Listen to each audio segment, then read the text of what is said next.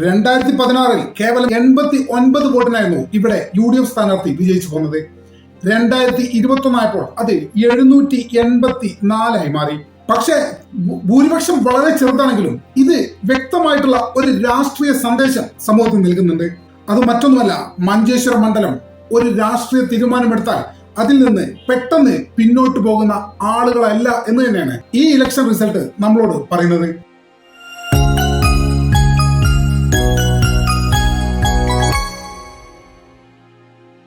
മഞ്ചേശ്വരത്ത് ഇത്തവണ നടക്കുന്നത് സാധാരണ ഒരു തെരഞ്ഞെടുപ്പ് പോരാട്ടമല്ല.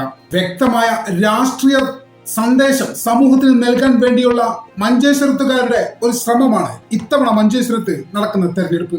മുൻപ് നടന്ന 2 തെരഞ്ഞെടുപ്പുകളുടെ റിസൾട്ട് നോക്കിയാൽ നമുക്ക് വ്യക്തമായിട്ടൊരു കാര്യം മനസ്സിലാവും. മഞ്ചേശ്വരം എത്തരത്തിലാണ് ചിന്തിക്കുന്നത് എന്ന് കഴിഞ്ഞു പോയ 2 തെരഞ്ഞെടുപ്പുകളുടെ റിസൾട്ട് മാത്രം നോക്കിയാൽ മതി. 2016 കേവലം 89 വോട്ടിനായിരുന്നു ഇവിടെ UDF സ്ഥാനാർത്ഥി വിജയിച്ചു പോകുന്നത്. 2021 ആയപ്പോൾ അത് 784 മാറി. പക്ഷേ ഭൂരിപക്ഷം വളരെ ചെറുതാണെങ്കിലും ഇത് വ്യക്തമായിട്ടുള്ള ഒരു രാഷ്ട്രീയ സന്ദേശം സമൂഹത്തിന് നൽകുന്നുണ്ട്. അത് മറ്റൊന്നുമല്ല, മഞ്ചേശ്വരം മണ്ഡലം ഒരു രാഷ്ട്രീയ തീരുമാനമെടുത്താൽ അതിൽ നിന്ന് പെട്ടെന്ന് പിന്നോട്ട് പോകുന്ന ആളുകളല്ല എന്ന് തന്നെയാണ് ഈ ഇലക്ഷൻ റിസൾട്ട് നമ്മളോട് പറയുന്നത്. വ്യക്തിപരമായിട്ട് എനിക്ക് തോന്നുന്നത് മുൻ വർഷത്തേക്കാൾ ഇത്തവണ ഇലക്ഷന്റെ മത്സരത്തിന്റെ സ്വഭാവം കൂടുതൽ വ്യക്തമാണ് എന്നാണ്.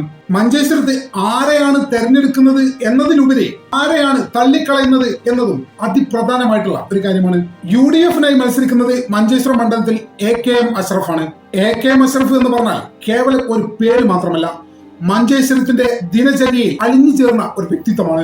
രാഷ്ട്രീയത്തിൽ പലരും വിജയിക്കാറുണ്ട്. പല മണ്ഡലങ്ങളിൽ നിന്നും പല ദേശത്തു നിന്നും പല ആളുകളും വിജയിക്കാറുണ്ട്. ജനകീയൻ എന്നൊരു പേര് ജനങ്ങളുടെ ഭാഗത്ത് നിന്ന് കിട്ടുക വളരെ കുറച്ചു പേർക്കാണ്. AKM അഷ്റഫിനെ സംബന്ധിച്ചിടത്തോളം ഇക്കാര്യത്തിൽ നിന്ന് അദ്ദേഹം പരിപൂർണമായിട്ടും വ്യത്യസ്തനാണ്. AKM അഷ്റഫിനെ പിന്തുണക്കുന്നവർക്ക് മാത്രമല്ല, എതിരാളികൾക്ക് പോലും, എതിർ രാഷ്ട്രീയ ചേരിയിലുള്ള ആളുകൾക്ക് പോലും അദ്ദേഹത്തെ വ്യക്തിപരമായിട്ട് പരിചയം ഉണ്ടാകുമെന്നതാണ് AKM അഷ്റഫിന്റെ ഏറ്റവും വലിയൊരു പ്രത്യേകത. മഞ്ചേശ്വരം മണ്ഡലത്തിൽ എന്ത് തന്നെ വിഷയങ്ങൾ ഉണ്ടായാലും, അത് നല്ല വിഷയങ്ങളാവട്ടെ ചീത്ത വിഷയങ്ങളാകട്ടെ, ഇതിലൊക്കെ AKM അഷ്റഫിന്റെ ശക്തമായ സാന്നിധ്യം നമുക്ക് കാണാൻ സാധിക്കും. അത് മഞ്ചേശ്വരത്തുകാരുടെ ഒരു വിശ്വാസമാണ്, ഒരു ഉറപ്പാണ്. ആ ഉറപ്പ് പാലിക്കാൻ ഇന്നോളം AKM അഷ്റഫിന് സാധിച്ചിട്ടുണ്ട് എന്നുള്ളത് ഒരു ചെറിയ കാര്യമല്ല. അത് ഏത് വിഷയത്തിലായാലും അദ്ദേഹത്തിന്റെ സാന്നിധ്യം ഉണ്ടാവും. വികസന പ്രവർത്തനങ്ങളിലാവട്ടെ, പ്രാദേശിക പ്രശ്നങ്ങളിലാവട്ടെ, അല്ലെങ്കിൽ അടിയന്തര ഇടപെടൽ ആവശ്യമായ സാഹചര്യമാവട്ടെ, എല്ലാ പ്രശ്നത്തിലും മഞ്ചേശ്വരത്തുകാരുടെ കൂടെ ചേർന്ന് നിൽക്കുന്ന വ്യക്തിത്വമാണ് AKM അഷ്റഫ്. ഒരു പക്ഷേ മഞ്ചേശ്വരത്ത് അദ്ദേഹത്തിന്റെ ഏറ്റവും വലിയ ശക്തിയും ആളുകളുടെ ഈ വിശ്വാസം തന്നെയാണ്. AKM അഷ്റഫിനെതിരെ നിൽക്കുന്നത് BJPയുടെ K സുരേന്ദ്രനാണ്.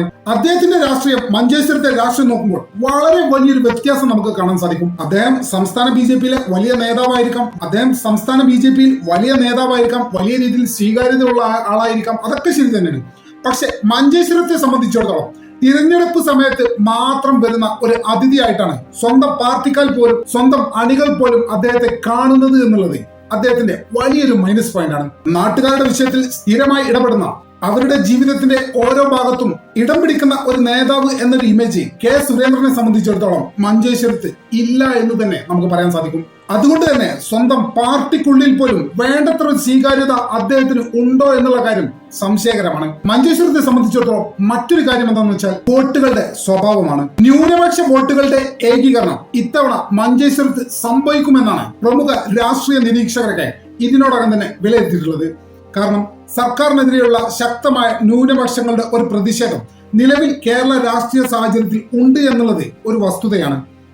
ആ വോട്ടുകൾ, സർക്കാർ വിരുദ്ധ വോട്ടുകൾ ഏകീകരിക്കപ്പെടുമെന്നും അത് വലിയ രീതിയിൽ UDF കൺസോളിഡേറ്റ് ചെയ്യുമെന്നും അത് വലിയ രീതിയിൽ തെരഞ്ഞെടുപ്പിന്റെ ഭാഗമായിട്ട് UDFന് ഗുണം ചെയ്യുമെന്നുള്ള ഒരു പൊതു വിലയിരുത്തൽ മഞ്ചേശ്വരത്ത് സ്വാഭാവികമായിട്ടുമുണ്ട്. അതുകൊണ്ട് തന്നെ നിലവിലെ സാഹചര്യത്തിൽ മഞ്ചേശ്വരത്ത് UDFന്റെ സ്ഥാനാർത്ഥിക്ക് വിജയ സാധ്യത കൂടുതലാണ് എന്നാണ് നമുക്ക് മനസ്സിലാവുന്നത്. മറ്റൊന്ന്, ഗ്രൗണ്ട് റിയാലിറ്റിയിലേക്ക് നമ്മൾ നോക്കിയാൽ മഞ്ചേശ്വരം മണ്ഡലത്തെ സംബന്ധിച്ചിടത്തോളം കാര്യങ്ങളൊക്കെ വ്യക്തമാണ്. മണ്ഡലത്തിൽ നിലവിലുള്ള 8 പഞ്ചായത്തുകളിലും UDFന് വലിയ രീതിയിൽ വിജയമുണ്ടായിട്ടുണ്ട്. അതുപോലെ ജില്ലാ പഞ്ചായത്തിലും ബ്ലോക്ക് പഞ്ചായത്തിലും UDF വലിയ രീതിയിൽ മുന്നേറ്റം നടത്തിയിട്ടുണ്ട്. മുൻപ് ജില്ലാ പഞ്ചായത്തിൽ BJPക്ക് ഒരു സീറ്റ് ഉണ്ടായിരുന്ന മണ്ഡലമാണ് മഞ്ചേശ്വരം മണ്ഡലം. ഇത്തവണ ആ സീറ്റ് പോലും കളഞ്ഞുകൊണ്ട് ആ സീറ്റിനെ പോലും നിഷ്പ്രഭമാക്കിക്കൊണ്ട് UDF ആ സീറ്റ് പിടിച്ചെടുക്കുകയായിരുന്നു. അങ്ങനെ വലിയൊരു സ്വാധീനം മണ്ഡലത്തെ സംബന്ധിച്ചിടത്തോളം UDFന് നിലവിലെ രാഷ്ട്രീയ സാഹചര്യത്തിൽ ഉണ്ട് എന്നതാണ് ഒരു വസ്തുത. ഇത് ക്ലിയർ ആയിട്ട് ഇതിന്റെ ഇത്തരമൊരു രാഷ്ട്രീയ സാഹചര്യം ഇതിന്റെ ഗ്രാസ് റൂട്ട് ക്ലിയർ ആയിട്ട് നമ്മുടെ മുന്നിൽ തുറന്നുവെക്കുകയാണ്. സാഹചര്യം മഞ്ചേശ്വരം മണ്ഡലത്തിലെ രാഷ്ട്രീയ സാഹചര്യം UDFന് അനുകൂലമാണ് എന്ന വസ്തുതയാണത്. ഇങ്ങനെയുള്ള രാഷ്ട്രീയ സാഹചര്യത്തോടൊപ്പം AK മസ്റഫ് എന്ന നിലവിലെ MLA വ്യക്തിപരമായ ജനപ്രീതി കൂടി ചേരുമ്പോൾ അതൊരു സാധാരണ മത്സരം മാത്രമായി ഒതുങ്ങില്ല. AK മസ്റഫിനെ സംബന്ധിച്ചിടത്തോളം അദ്ദേഹം ആ മണ്ഡലത്തിലെ ഒരു സ്ഥാനാർത്ഥി മാത്രമല്ല, മണ്ഡലത്തിലെ സ്ഥിര സാന്നിധ്യമാണെന്നുള്ള സാമാന്യ ബോധം മഞ്ചേശ്വരത്തുകാർക്ക് ഉണ്ട് എന്നതാണ് അദ്ദേഹത്തിന്റെ ഏറ്റവും വലിയൊരു പോസിറ്റിവിറ്റി. അവസാനമായി നമ്മുടെ വിലയിരുത്തൽ ഇതാണ്: UDFന് മഞ്ചേശ്വരം മണ്ഡലത്തിൽ വലിയ രീതിയിലുള്ള വോട്ട് കൺസൾട്ടേഷൻ ഉണ്ടാകും. വോട്ടുകൾ ചിതറിപ്പോകാനുള്ള സാധ്യതകൾ വളരെ കുറവാണ്. അങ്ങനെ നോക്കുമ്പോൾ ഏകദേശം 2000-നും 5000-നും ഇടക്ക് ഭൂരിപക്ഷത്തിൽ AK മസ്റഫ് ഒരിക്കൽ കൂടി എന്ന ജനകീയ MLA, മഞ്ചേശ്വരത്തിന്റെ സ്വന്തം ജനകീയ MLA ഒരിക്കൽ കൂടി നിയമസഭയിലേക്ക് തെരഞ്ഞെടുക്കപ്പെടുമെന്നുള്ള കാര്യത്തിൽ യാതൊരു സംശയവും വേണ്ട. മഞ്ചേശ്വരത്ത് ഒരിക്കൽ കൂടി വെന്നിക്കൊടി പാറിക്കാൻ നടക്കുകയാണ് AK മസ്റഫ്. അദ്ദേഹത്തിന്റെ ജനകീയ പിന്തുണ തന്നെയാണ് അദ്ദേഹത്തിന്റെ ഏറ്റവും വലിയ ശക്തിയും. അത് ഈ തെരഞ്ഞെടുപ്പോട് കൂടി കൂടുതൽ വ്യക്തമാകും എന്നാണ് രാഷ്ട്രീയ നിരീക്ഷകരൊക്കെ പറയുന്നത്. വ്യക്തിപരമായിട്ടുള്ള പരിശോധനയിൽ നിന്നും നമുക്കും അറിയാൻ സാധിച്ചത് അത്തരത്തിൽ തന്നെയാണ്. മഞ്ചേശ്വരം മണ്ഡലത്തെ കുറിച്ചുള്ള നിങ്ങളുടെ അഭിപ്രായം എന്താണ്? ദയവായി കമന്റ് ചെയ്യുക. നമ്മുടെ ചാനൽ ഇതുവരെ സബ്സ്ക്രൈബ് ചെയ്തിട്ടില്ലെങ്കിൽ ഇപ്പോൾ തന്നെ സബ്സ്ക്രൈബ് ചെയ്ത് പിന്തുണ തരണമെന്ന് വളരെ വിനീതമായി അഭ്യർത്ഥിക്കുന്നു. മറ്റൊരു വീഡിയോയുമായി ഒട്ടും വേഗം കാണാവുന്ന പ്രതീക്ഷയോടെ തൽക്കാലത്തേക്ക് വിട പറയുന്നു.